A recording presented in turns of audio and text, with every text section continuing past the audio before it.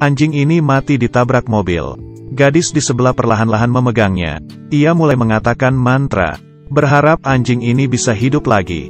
Tidak lama kemudian, anjing benaran membuka matanya, dan menjilati sang gadis dengan ramah.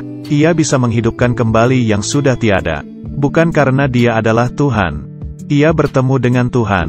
Saat itu ia mengangkat burung kecil yang mati. Ia berharap burung itu bisa terbang kembali. Saat itu tiba-tiba muncul angin aneh. Dan muncul bayangan seseorang. Tuhan yang muncul. Burung kecil pun hidup kembali. Tapi yang anehnya adalah, selain anak gadis itu, tidak ada yang melihat hal itu. Di malam hari ia menceritakan hal itu kepada ibunya. Bahkan mengatakan Tuhan berkata kepadanya, tidak lama kemudian dia akan naik ke surga. Ibunya pun kaget.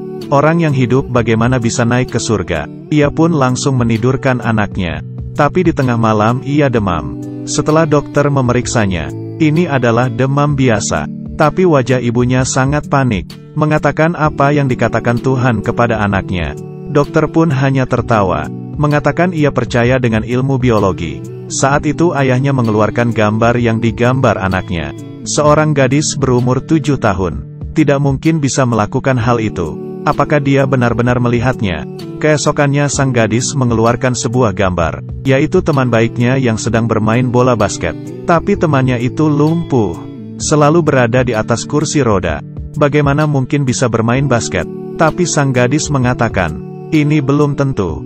Ia memegang kedua tangan temannya, dan mengucapkan mantra. Tidak sampai setengah hari, di saat temannya pergi ke dokter untuk perawatan, tiba-tiba ia bisa benaran berdiri. Dokter yang melihatnya pun kaget. Selain Tuhan, tidak ada yang bisa menjelaskan hal ini.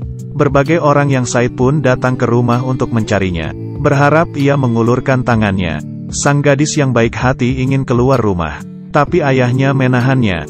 Bila ia menyembuhkan salah satu orang, maka kehidupannya yang damai juga akan dihancurkan.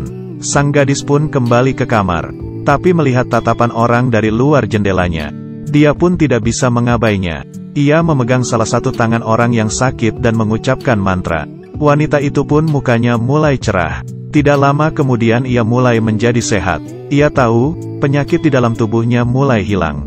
Sang wanita pun sangat senang dan memeluk erat si gadis. Sang gadis merasakan kebaikan yang ia lakukan, pun mulai menyembuhkan yang lainnya. Mata gadis ini berwarna putih. Ia membuka kacamata hitamnya. Mata yang awalnya putih sekarang muncul hitamnya. Ia sangat senang dan langsung memeluk ibunya. Ini adalah hal pertama yang dilihatnya. Dan yang menolongnya adalah gadis kecil di depannya. Tidak ada yang melihat. Di balik sang gadis, ada seorang pria yang tembus bayangan. Itulah wujud aslinya. Dan si gadis adalah orang yang terpilih. Ia sangat senang untuk menolong orang lain. Tapi dengan tindakan ini, menguras banyak tenaga. Ia berjalan beberapa langkah, dan jatuh pingsan. Hasil pengecekan dokter membuat semua orang sedih. Ia menderita kanker otak. Sekarang satu-satunya yang bisa lakukan adalah memperpanjang kehidupannya. Sekeluarga stres. Mereka tidak bisa percaya dengan hal ini. Gadis yang mendengar percakapan orang tuanya, mendengar dengan jelas. Meski ia takut dengan kematian, tapi ia lebih takut ibunya khawatir. Ia membuka kedua tangannya dan mengatakan ia sangat mencintai mereka. Ia menangis dan memohon kedua orang tuanya, ingin sekali lagi pergi ke danau.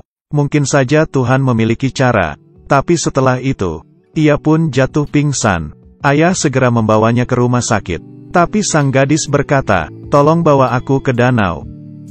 Kakeknya yang tidak percaya dengan Tuhan melepaskan topinya, dan berlutut, berteriak sekuat tenaga, bila Tuhan benaran ada, kumohon tolonglah cucu saya, tolong jangan bawa dia pergi dari sisiku. Tapi di sini semuanya diam. Sama sekali tidak ada respon. Setelah kakek pulang ke rumah, orang yang diselamatkan sang gadis. Mereka ingin membawa keluar ia dari rumah sakit, dan memenuhi keinginan terakhirnya. Ini adalah rencana mereka. Tujuannya adalah gadis yang sakit parah di atas kasur. Kakeknya sedang merawatnya.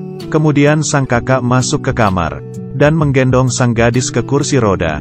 Di luar kamar pasien, tim yang bertugas untuk menarik perhatian juga tidak mudah. Ia menutup kedua matanya, dan mulai berakting.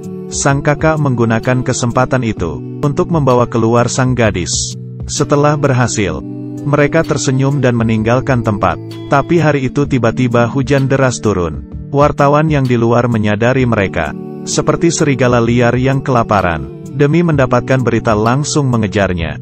Polisi menyadari sang kakak. Sang kakek yang ingin melindungi mereka pun menghalangi mobil polisi. Sang kakak yang berhasil bertemu dengan masalah lagi. Ia menggunakan seluruh tenaganya untuk menggeser pohon. Di saat itu, orang-orang yang pernah ditolong sang gadis pun muncul. Mereka bergantian menggendong sang gadis. Meski di depan ada rintangan, mereka pantang mundur. Semuanya sampai di sebelah danau. Sang gadis mulai berdoa. Orang-orang di sampingnya mengelilinginya. Tapi tidak terjadi apa-apa. Sang gadis perlahan-lahan meninggal.